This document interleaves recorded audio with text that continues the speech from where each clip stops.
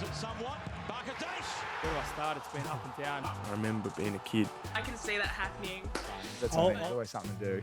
Be unlaced. Unlaced podcast. It's actually not bad. And we're live. Welcome back, everyone, to another episode. First off, just want to thank everyone that tuned into the last episode with Nathan Coe. Obviously, that was one of the most profound football stories that I've come across and heard of. Such a great guy that his career getting cut short was obviously quite sad, but listening to him talk about it was actually quite remarkable, how he felt ready about it. As I did say in the early episodes, we are going to be doing episodes across a bunch of athletes across the W League, Matildas, A-League, Socceroos, which we're definitely doing, but even some of the most profound football stories. And I think we've got probably one of the most profound I think I've ever come across in my life in Rebekah Stott. So it's a pleasure to have you on the show. Oh, thank you so much for having me. No, my pleasure. How you going anyway? Yeah, I'm going all right. Yeah, getting back to normal. Got round one out the way. We did, thank goodness. 3 points. That's the main thing. We got that, but it was not a good performance. That's okay. That's the sign of a good team, though. Yeah, Yeah. exactly. It was a belter of a goal, whoever scored that, the right footed cutting. Young gun, she is. Yeah, so how's it been being back on the grass? Like, how's it, obviously quite long pre-seasons as we've touched on this show before, but it must be good just to be able to play some games and for you in general, just to be back out there kicking football again. Yeah, I think it's amazing just to be out with the girls back in the football field. It's something I set my mind to, and to be back on the field is so nice. It's my happy place. It's where I love to be. So, yeah, it's amazing. Do you just forget, like, everything that's possible off the field when you're on there? You kind of have to be present, don't you? Yeah, definitely. Yeah. It's just, I don't know. It's just a great feeling. Yeah. We were talking about before we jumped on there how you're a number 6 now. So I feel like you have to be present in that position of all, because especially when you're playing for Rado, that's obviously a pivotal position in regards to starting play. How have you found that? Because you're obviously naturally usually a defender. Yeah, it's so different. Being a centre back, you literally just have to look forward. Pretty much. So being as a 6, you have to look all around you. Always be aware of where you are and where others are. Yeah. So it's very different, but I'm going to grow into that position, and hopefully I can grow quick. Yeah, definitely. So is that the first time you've played it, or have you played it before and this has kind of become more permanent now? I haven't played it like in a professional environment. Okay. I played when I was younger a little bit, but I like to drive out when I'm a centre back, so I am comfortable going up the field. So hopefully, I can do all right there. Oh, fantastic. Yeah, you've lived a hell of a life for a 28-year-old. Like, in all honesty, it's amazing. And we're going to go into your inspiring story, which some of the listeners may be aware of, some may not be, but I'm definitely grateful for your, obviously, candidness and vulnerability to be able to share it. But before I go into that, like, you've actually had an incredible football career. Like, I feel like you've achieved everything at quite a young age in the women's game, which is, insane. And you've done so much, as I said. So I'm keen to understand what really grew your love and affection to football, and when you sort of realised that was the path that you wanted to go down. Yeah, I had 4 brothers growing up, obviously. So that's why you're a centre back. So yeah. you know how to tackle and hurt people because you've had definitely. to. But naturally just went in and played soccer with them, and I just loved it. And then kept playing, and I never had a doubt that that's what I was going to do with my life. Really? Yeah. So, I mean, I just kept going. And then once it actually became a career option, I was like, yes, this is what I want to do. Yeah. I actually went to uni for 2 days, and I was like, no, this is not for me. What were you going to study? Sport and industry. Oh, okay. And I was like, nah, I'm going to play pro. Yeah, I'm not like uni. Don't get me wrong. We're not trying to say don't go to uni, but it's a different. Not for everyone. It's a different world. I feel like when you go to the University of Football, it's very hard to understand, normal things outside of like education and stuff like that, because it is a little bit different. Yeah. Like, you're so used to kicking a ball, which is pretty cool. Yeah. And I wasn't really interested in school and uni. No, not your thing. Nah, not at all. Well, if you didn't play football, what did you have any idea what you would have done, or no, not so much? I still don't think I would have gone to university. I think I would have found something else. But probably not through study. Okay, yeah. Just maybe you're an entrepreneur then. You just create your own path. Yeah, I'd like to think that. I've actually got some stuff we're going to talk about that probably represents that. But you were born in New Zealand? Yeah. But I've also noticed that you spent time playing for the youth teams in Australia before you obviously made the decision to represent the New Zealand national team. Yeah. So how did that sort of journey happen? How was it growing up in New Zealand, I guess? Yeah, I mean, I loved it. It was so cool. I had such a good childhood growing up in New Zealand, always playing outside with my brothers, and it was cool. And then my parents went for a holiday to the sunny coast and visited Dad's brother, I think. And they came back and they're like, "We're moving." I was like, "What? No, I don't want to go." How old were you at this point? I was 11. 11, okay. And we big rugby supporters there. Huge. So I hated the Wallabies and I was like, I don't want to move to Australia. But then, we moved over here and I loved it. It was great. And there's probably a lot more opportunities here than back home in New Zealand.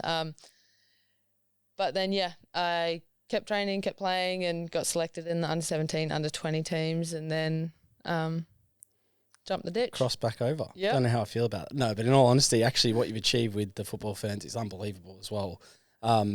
Did you move to Brisbane when you came here? Is that where you started in Australia, your family? Yeah, we went to the sunny coast. Oh, the sunny coast. Yeah, Wow. always by the beach. Not a bad spot to start in the country, I might say. Yeah, it was beautiful.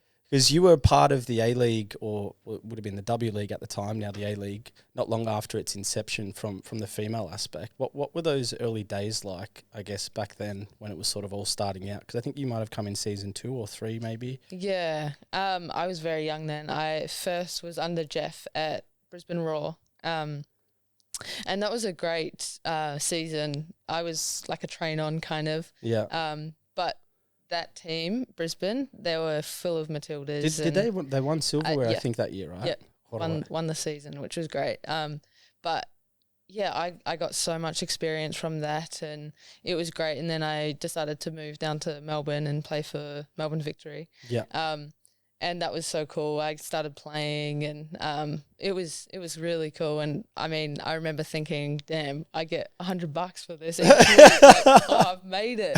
And now to see how far it's come, it's incredible. Were you guys playing in some of the main grounds back then, early doors? It was a lot more sort of suburban and rural grounds. How did that work for? It was on and off. On and off. There were a few really rural and just little stadiums, and then there could be some bigger ones. Yeah, but it has definitely come a long way. Who was the coach at Victory at the time, or the people around there that got you break? Because I feel like that was where you established yourself as a professional footballer. It was Vicky Linton. Oh, okay. It's actually crazy because I was under Jeff Hopkins at Brisbane, Vicky Linton, so everyone's still around. It's crazy.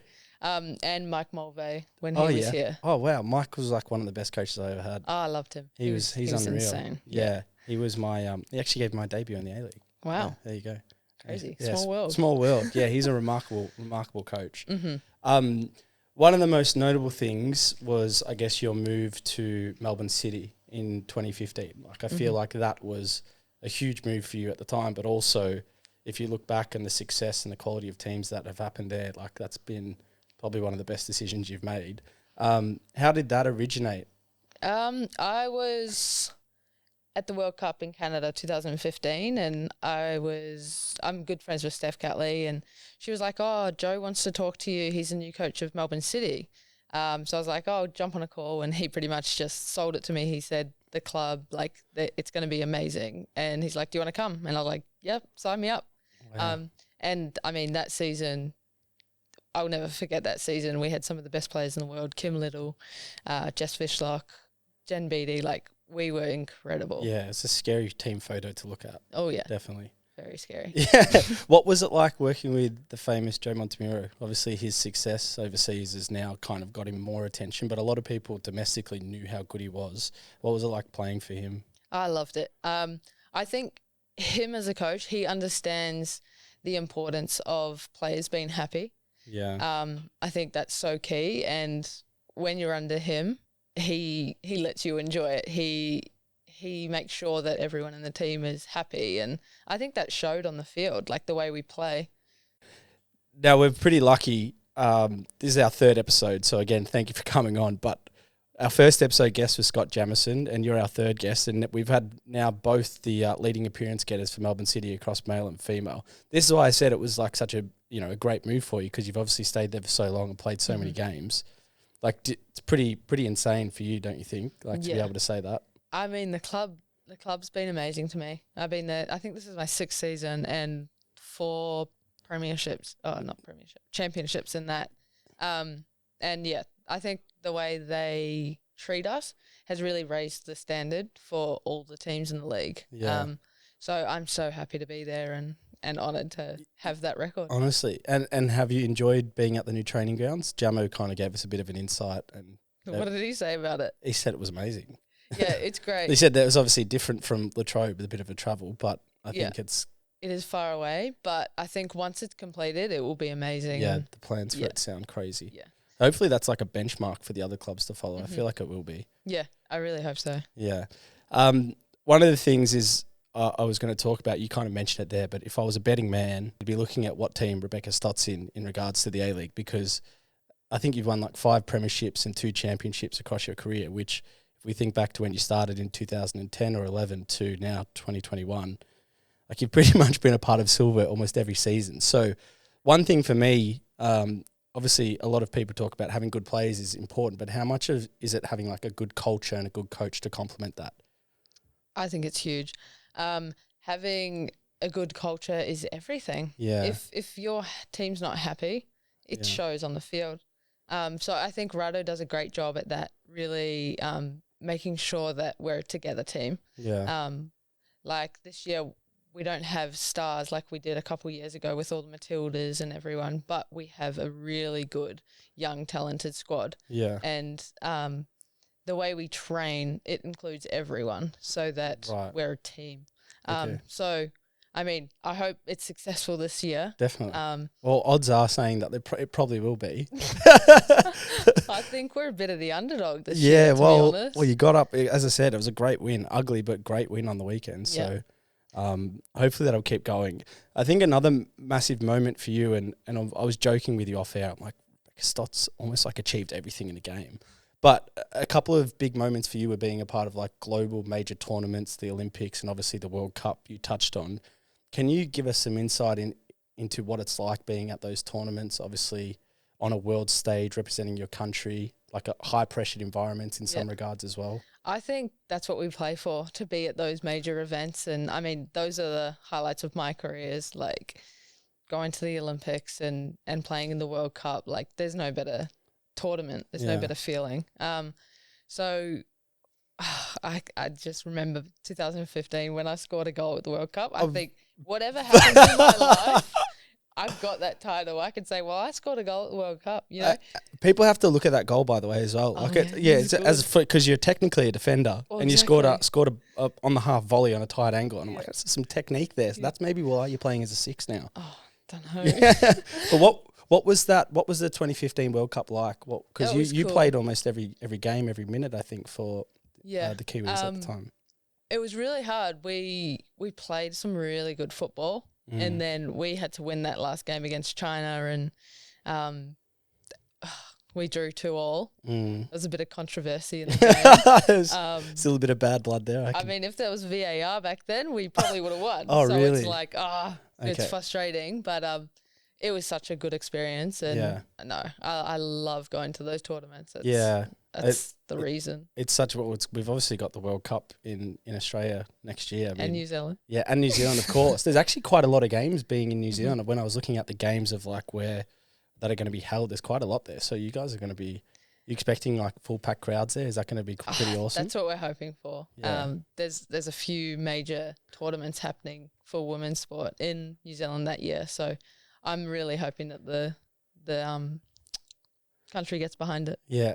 Would you say that's almost like a bit of a bucket list thing for like a footballer to like, do you know what I mean? Like it's pretty surreal to be able to say that you played at a World Cup on your home soil. Yeah. I mean, when it was announced that we had won it, I was so over the moon. Like it's just amazing. Yeah. I never thought that I would be playing at a World Cup. I never thought I'd be able to watch a World Cup like for a long time in my life in like my country as well. Yeah. Like it's pretty insane. Surreal. Absolutely insane. Did you also that the following year after the 2015 World Cup was Rio? Mm-hmm. What was that experience like? Because when I thought of like Rio and football, I'm like, people are just going to go watch the football. Like, do you know what I mean? Like track and field's one thing, but like we're in the heart of football. Mm-hmm. How was that whole experience over there? Yeah. It was it was a bit different for me. I was coming back from an injury, and so it was very touch and go. Yes. Like I literally had hardly trained, hardly played. I think I'd played 60 minutes before the first game. Okay. And I was on a lot of drugs, like trying to get through. Yeah. But like it was very different, but it was still such an amazing atmosphere and experience. Like it was really cool. Oh, it's amazing. You've played, we talked on obviously your success domestically, but you've played in quite a lot of countries abroad as well. One thing I'm always interested in is like, especially when you go to like other countries where football's obviously different in each place and the styles and all of that, but the language barriers as well. Like, how did you find playing abroad in the various countries that you had? Man, if you've been using the same trimmer for your face and your balls, that's wrong. That's not what we should be doing. That's not safe. And if your partner or girlfriend or partner, you know, your mister knew that was going on, that's not good for you either. It's time to get your own ball hair and body trimmer with Manscaped, the Lawnmower 4.0. It's beautiful, it's precision, it's the Ferrari of all tools to trim downstairs. The best part is also the ball deodorant. Now this thing's like a little bit of cream that you rub down there that makes it smooth as a baby's bottom, as my producer Pete would say. And the smell's actually really good too. So they kind of go hand in hand together. I feel like you can't have one without the other. If you're like me and you've got quite a bit of Manscaped product, I get the toiletry bag too. It's pretty cool. Can take it with me everywhere. And I also have got my Manscaped jocks. As I said, Unlaced is the discount code. Get on manscaped.com, in your checkout basket, put that in, and you get free shipping worldwide. Let's get back to the episode.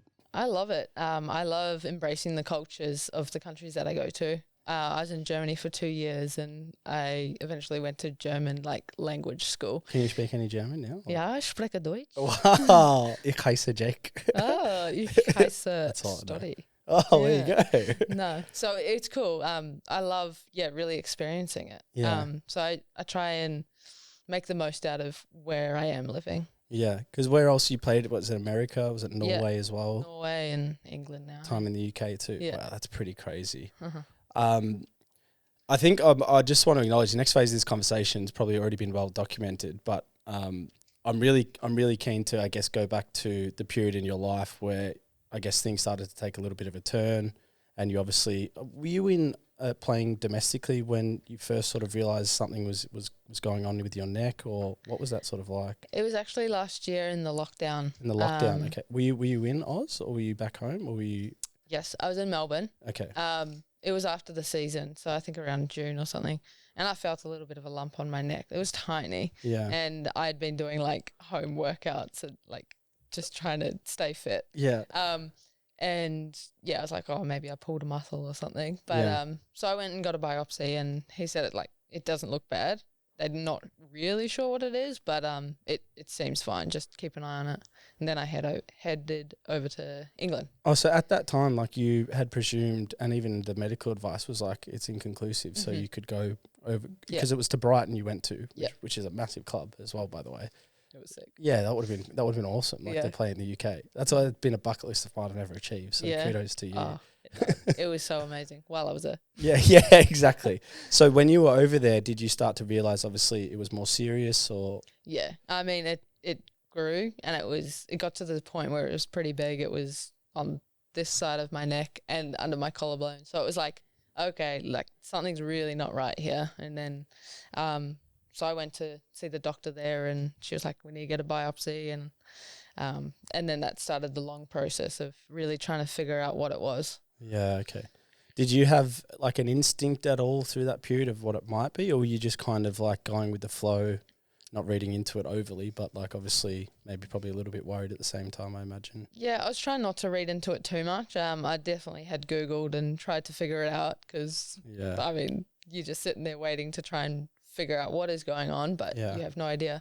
But I didn't think it would be cancer.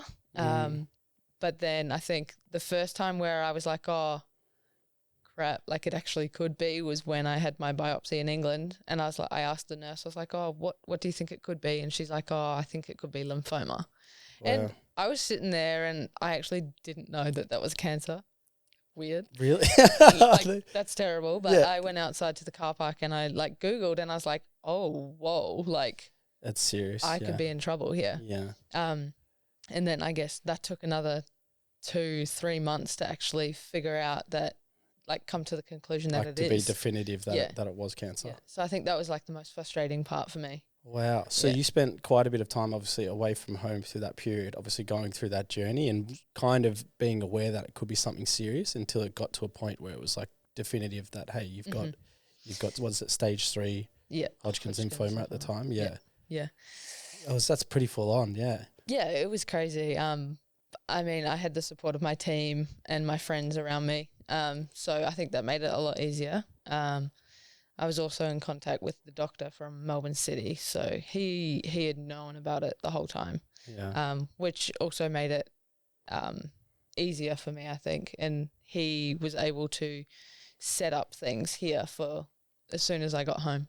Right. But yeah, it was a hard time. So prior to that happening, I take it that you still were physically capable of doing most things because you obviously left Australia with the lump on your neck and you went there and you played some games over in the UK till it got to the point. So were you able to still play like fine? You didn't you didn't change your energy levels or anything? That's the weird thing. I felt physically fine. Literally the only thing was the lump on my neck. Yeah. I could do everything and I didn't feel fatigued. I just felt normal. Yeah, okay. So what point did you realise that, you know, it's time to maybe move away from Brighton to come home to get like proper care and treatment? Yeah. So I had got the biopsy. Yeah. That was inconclusive. Then I had to wait again for another month, and then I got it surgically, a tissue taken out of it for them to send off to get tested.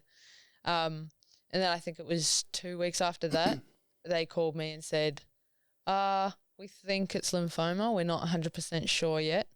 And I was like, wait, what? That's a harsh You can't phone- just you tell can't- me you think I it is. completely agree with you So on that. It was hard. We need to have a word to that doc. Like if you're going to make those phone I calls, make it black know. and white. Yeah. And so I called up someone else. I was like, look, I need to know, like, if it is bad, I need to go home. Yeah, of course. And so one doctor was like, well, we're pretty sure it is. We're just trying to figure out what stage and what type. And so when I heard that, I was like, okay, let's go. Yeah, definitely. Obviously, it was really hard to get home then because of flights with Of COVID. course. So what period was this at? Like what month if you could take us on a time scale? This was January. February. Of the 2021? Yeah. Right, okay. So Yeah. were we in lockdowns? Was the world crazy at that point, or was it kind of easy to get out of the UK, hard to get into Australia? Hard to Zealand? get into Australia. Okay. I think that's the issue Yeah. because the borders were closed technically. course, yeah. But there's a lot of good Facebook groups out there of people trying to get home. There's lots of good travel agents out there on those pages, and I reached out to a few of them, and they were able to get me on a flight home literally the next day. So it was literally like 24 hours, and I had to pack up my whole apartment and get to the airport. My God. So how was Brighton with you in that period? I can imagine obviously they would have been supportive, but at the same time they're losing probably a key player of their team too. So they've been like, oh shit. Yeah, they were supportive. They were good. I think it was probably November, and the coach came up to me, and I was set to play against Arsenal, I think it was, and she's like, are you okay to play? Knowing that I might have cancer, I might not. Like she was like, mentally, are you okay? I was like, I'm fine. Like really. get So me on while that that was field. going, was that maybe because that felt like a bit of a release for you from maybe the stress of what was potentially happening? Or? Yeah, and I think like physically I felt fine, so I was like, well, I want to play while I can. You know, I don't want to. Yeah. Just not play, and mentally I was fine. Yes, it was stressful, but I was okay. That's crazy. Yeah. Like, so for me that's like your whole story is inspiring, and there's a few more layers to go into this, but like I can imagine your teammates, if you're playing with like a lump on your neck, like so the reason why I say this, I played in the Olyroos with Dylan Tombidis, who passed away with testicular cancer. Yeah. And we were playing in Oman. And I remember he was kind of, I don't know if he was going through chemotherapy at the time or coming into remission or something of that nature, but he obviously had lost all his hair. Mm-hmm. You could tell there was something not quite right with him. He'd lost a lot of weight. Yeah. But we played one of the teams. We were winning 1-0. And he came on in the 60th minute and I was like, hot, so hot. And I just remember him running 40 metres to press like 2 defenders. They played it back to the keeper and we all stayed back because we're dead. And he was just chasing down the keeper and I'm like, oh my God. Jeez. Like, what am I doing? That's I insane. can imagine maybe some of your teammates were like, well, if she's going for tackles, like I better go in for him as well. Yeah, I mean maybe. I think because it wasn't like a definite, I didn't have the answer then. Yeah. I guess it kind of went on as normal. Yeah, I mean, that sounds incredible. Well, yeah, it stayed with me to this day. Yeah, God rest his yeah. soul, because I was like, Jeez. well, what can I complain about now? You know? Mhm, But at what point was it when you were coming home that like football became like almost really small and really irrelevant, and that perspective of the world just kind of diminished, of like that's not the most important thing anymore? Yeah, I think it was when I got that call saying it's probably cancer. Yeah. I think that's when it was like, all right, football could just sit here for a second. I'm just going to go figure out myself. Yeah. So yeah, it was like, let's get better. Let's find a cure and let's get healthy. Has it now? Obviously, you're on the other side, which is unbelievable to see. But has it changed your perspective on football at all? Like in a sense of like, Not really, to be honest. Yeah. I think I enjoy my life. Yeah. I do whatever I want, really. Like, I'm not going to do something because I don't know, of some reason. Yeah. And so I don't think that's like really changed a lot. Yeah. It is nice and amazing to be back on the field, but I can't really say like it's changed. Yeah. Was there ever a point where, now I imagine there may have been, but just to get it from you, was there ever a point where you thought maybe like you won't go back on the football field? Or were you always kind of in your mind like, I'm going to get back? Oh, I was always like, I'm going to get back. I think when I started training, like the first 2 weeks, and I was just so cooked, I was like, oh, should I just retire? Just say, oh, not too hard. Yeah. But no, like it has been hard, like trying to get back to fitness and not trying to pull every calf every I can session. imagine. But no, it's so amazing. So how long was the time from obviously when you stopped to when you stepped back on the grass? What was the sort of time frame? I think my last game was in November or December. I can't remember. It's almost a year, to be honest. Just under a year. Okay. Wow, that's crazy. Yeah. That's a pretty quick turnaround. Like, it's remarkable in a sense. Yeah, So. and like I think back on what I went through and like me at my lowest, and I'm like, wow, that actually wasn't that long ago. Yeah. And I've made a lot of progress. Does that give you like some perspective on life in itself, I guess? Yeah, it's like crazy. We spoke about it off air. It was like, how cool is it to say you've beaten cancer? Yeah. Like what can anyone? No one can top that. Yeah, That's really 100%, remarkable. and I'll claim it. I wanted to read something to you that your coach Rado had said about you, and I've got a feeling you know this, but just potentially our listeners won't know this. And this was coming into, it might have been like the preseason or even the first game, and it was a journalist that actually turned up to a press conference, and I think it might have been due to COVID restrictions. He was the only one there with Rado, so they had like a bit more of an in-depth discussion, if you could say, rather than like a journalist to coach interview. But like obviously we both know the Vidicic quite well, and he one of the quotes he said from that interview to me, I just wanted to read to you because I'm not sure if you heard it. Have you heard? I think I have. Okay. So he said to a question, he goes, Rebekah Stott, that is the highlight of my coaching career. I've had 36 undefeated games with Brisbane Roar. I've worked with Ange Postecoglou, Del Piero. I've won the FFA Cup with Melbourne Victory, and now here with City, I'm part of a fantastic organisation. But to be part of someone's life journey, to defeat the illness that she has had, to come back and to see her, how dedicated she is to the sport, to the women's game, and how much of a following she has got and how much people adore her, I think for us that is the winning season.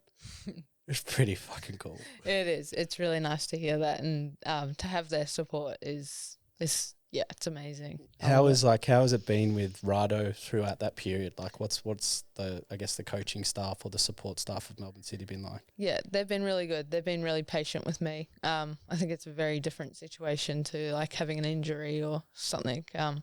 And so, I mean, I'm a bit of a nightmare sometimes. In what sense? Just a bit lazy. Oh yeah, aren't we all? Yeah, but no, they've taken the time and really just worked with me to try and get me in the best shape to be able to play. Yeah. How does it make you to feel you hear something like that? Like, yeah, I mean that's special. It's so nice. But he has done so much in the game, like Rado as well. He's so I guess thought after in this country. Yeah. One of the things through that period as well, I understand both FIF Pro and also the PFA were sort of supporting you through that process and probably had some engagements and contact with you. Like, are you able to shed some light on anything sort of there that was maybe that, you know, they were there for you through that period? Would be interesting to hear. PFA were amazing. Yeah. As soon as, I mean, even when I was still trying to figure out what it was, I was on the phone to PFA and they were helping me. They were like, whatever you need, we can do it. We can give you Disney Plus if you want. Shout out the yeah. PFA. That's awesome. Oh. Disney Plus. Yeah, no, it was so good. They helping with flights, helping with quarantine, anything I needed, they were there. So I was so lucky and so relieved that they were there to take a bit of pressure off me. Yeah, 'cause I can imagine, especially in that period when you were in Brighton, my assumption is you didn't really have many of your close friends or family there as well. Yeah, I still had like my team, and Steph and Lids weren't too far away. Okay, and so you had some sort of... I did have a bit of support there, but yeah, no, it was extremely helpful, and Definitely. I'm so lucky. Yeah, definitely. No, well, that's awesome. Disney Plus, though, I like that. That's it. It's a good little catch. I didn't take them up on the offer. Yeah, maybe should now. Yeah. Still on the cards? Yeah, that's right. As I mentioned with Dylan, one of the side effects of chemotherapy is obviously the loss of hair. And I actually think this says a lot about your character, but you made a decision to, I guess, run sort of a cause for a charity or do the world's greatest shave. Can you give us some light on like what that was like, why you sort of wanted to do that? Yeah, I mean, I think it's a given. If I was going to lose my hair, then of course I'm going to try and raise some money while I'm doing it. You know what I mean? And so I was actually a little bit scared to lose my hair, and I photoshopped a really bad photo of a bald head on mine, and it looked atrocious, and I think that kind of gave me a bit of a bad vibe about it all. Yeah. But I made an event out of it. My best friend Katie and her friend, her girlfriend Kayla. Yep. They organised an event, and everyone had to wear wigs, and I didn't. So like everyone else looked weird, and I didn't. So it was really, it made me comfortable shaving my hair off. And yeah, I mean, I didn't expect that night to be so emotional and so like just amazing. Yeah. But I had such a good feeling, and it was just amazing, surrounded by my friends and my family, and yeah, it was incredible. And to be able to raise almost $40,000 for the Leukemia Foundation, like that was special. That's very special. Yeah. That's huge. It was insane. This is what I wanted to talk about, because like I think in those situations when obviously life sometimes throws things at you that you can't control, you'd think naturally that person would be thinking about them and how they need to get better. But you constantly clearly showed signs where you're like still wanting to think of other people. And one of the things, and this is when I come back to the entrepreneurial side of you, was the study bag, which is like, when you talked about it, I was like, I would never have even thought of like something like that. But then obviously when you described like why it's relevant, I'm like, oh my God, what a thought, what an invention. So can you give some of the listeners some insight into, I guess, the study bag and I guess how that's going? Yeah, I mean, early days of my diagnosis, and going to the hospital and having all this paperwork everywhere and carrying around this tote bag, I was like, no, I want to be comfortable. I want my special cancer bag that doesn't look ugly. And so I designed one, and I was like, you know what? People going through this crap time in their life deserve something nice and just to help them be organized and comfortable. And so, yeah, I designed a bag, and then I filled it with different things that helped me go through my treatment. Yeah. So the idea is people can buy that for a loved one going through it, their family or their friend. That's very thoughtful.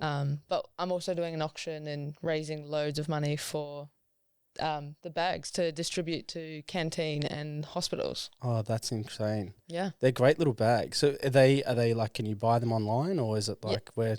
Yeah, you can buy them on beatitbystudy.com. There you go. That's a plug. See, Yeah. see how he did that? That's nice. No, they are really cool. And so when you were going through this process and obviously having some really tough days in the hospital, I imagine from like a mental standpoint, you were still thinking of like how you can create something cool that could like, you know, help the industry or help the cause of like a really dark sort of illness. Yeah. I mean, from the beginning, I really wanted to share my journey to help people. Because when I was Googling, when I was going through it, there wasn't a lot of information that I could find. So yeah, I think I needed to share my story to help people who are going through something similar to what I did. But I mean, creating the bags also helped me. Like, it gave me something to focus on. Okay. That wasn't just, I feel so sick. I'm Yeah. going through treatment. Poor me. Which is probably a really good point, actually. My gosh. It was so helpful. It was just the biggest distraction. That's awesome. Can you give us like just some insight? Like, what were some of those days like, I guess, where it was quite mentally tough? Like, what were some of the things that you would turn to? Was it be your family, your friends for that support, for that strength? Or was it maybe the study bag, for example? Probably my bed. Just give it a cuddle. No, my family and friends were honestly the biggest support. Yeah. I was so lucky to be in that situation where I have such a good crew behind me. I think they really helped me on those days. Definitely. Yeah. When did you come into remission? Like, when did you start to be sort of cleared of everything and I guess on the other side? Yeah. June. Wow. So, well, technically, officially July. Okay. But so I was supposed to do 6 cycles and I had finished my 3rd one. And then I walked into the doctor's office before my 4th cycle. And he's like, "Oh, are you excited for your last one?" I was like, "What? I've got 2 more after this."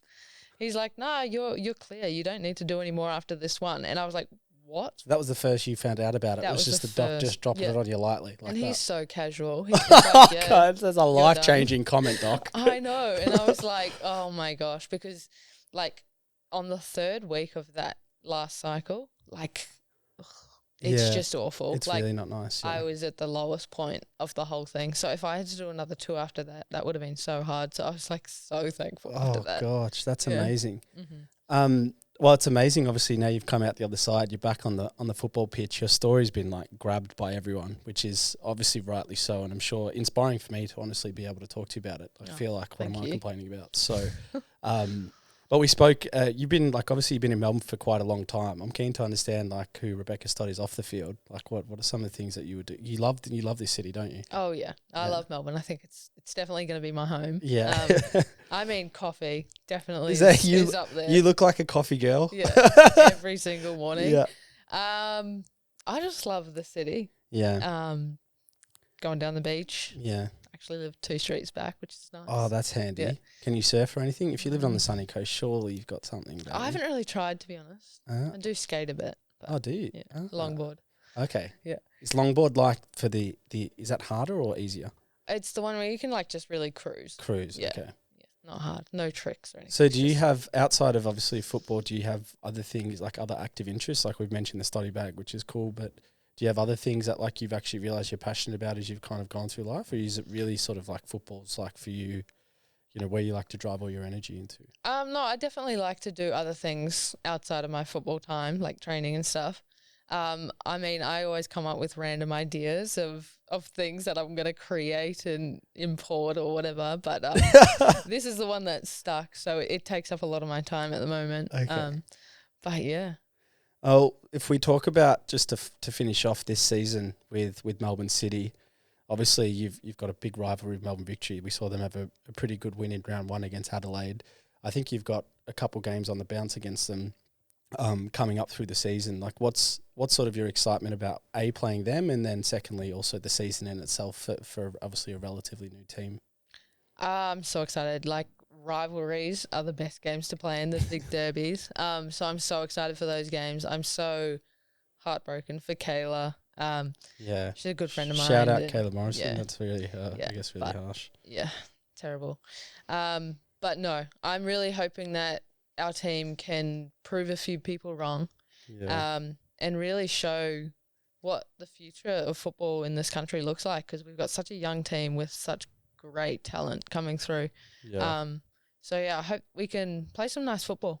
I can imagine you got a bit more of like a leadership responsibility now with the younger group. Like do they? I wouldn't say that. I'm too much of a joker, and for that. But I do like to give the young ones bits of advice here and there. Yeah. So you're kind of like the cool vet where like you don't say too much, but like you just do it, and that's kind of your way of leading, I guess. I can be a bit of an idiot, but I can also be serious, and I think I can give some good advice at times. Oh, it's amazing. Well, honestly, episode 3, Footballer's Voice, Rebekah Stott, it's been such a pleasure talking to you and learning more about you, and obviously documenting your journey, which you did. I actually found really like a profound experience doing some research on this. So thank you so much for coming on the show and being vulnerable and sharing it. Oh, thank you so much for having me. Awesome. Sweet.